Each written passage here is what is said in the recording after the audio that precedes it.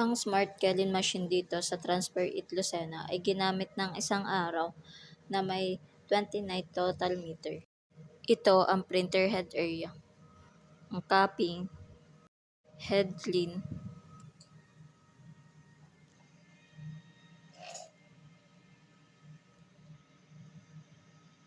at punasan ng wiper after head clean.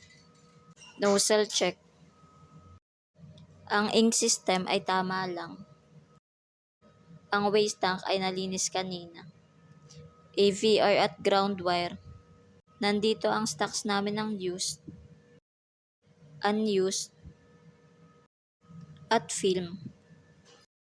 Ito ang records na nagamit naming CMY King.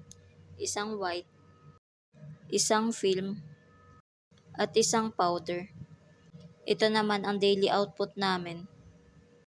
At ito naman yung printer checklist namin. Thank you po.